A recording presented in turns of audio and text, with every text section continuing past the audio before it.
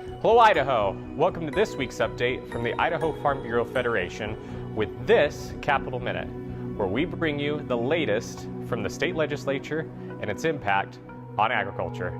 In the next few minutes, we will dive into key legislative issues affecting Idaho's agricultural community. Welcome to Capital Minute.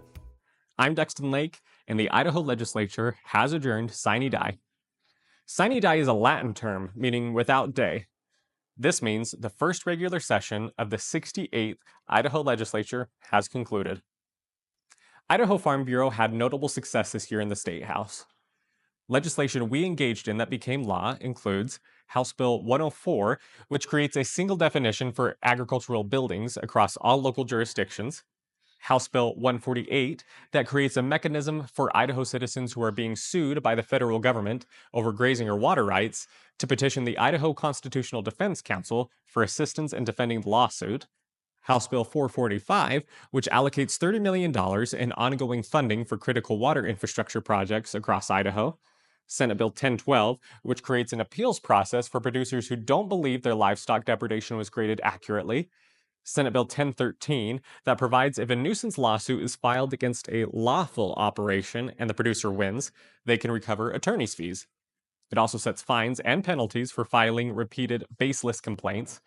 Senate Bill 1083 is amended, which modifies law relating to domestic water use, and the list of successes goes on. As always, there were some unfortunate losses.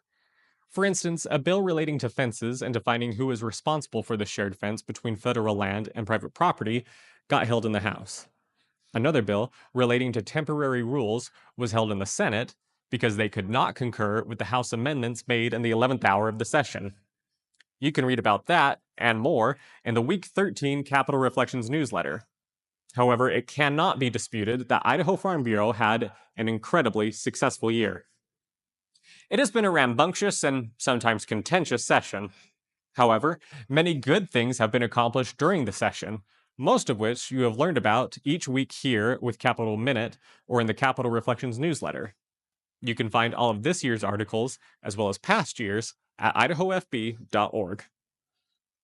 We would like to thank all the legislators for their hard work and the time they spend away from their families and their normal jobs.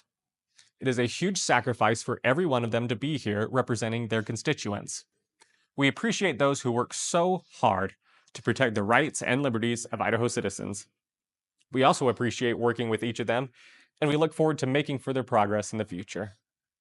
Lastly, IFBF would like to take a moment to thank each of our members who have taken the time to learn about the issues, and especially those who have reached out to their legislators asking them to support Farm Bureau's position.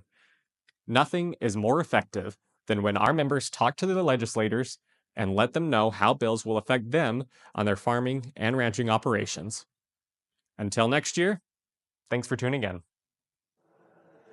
That's a wrap for this week's legislative update.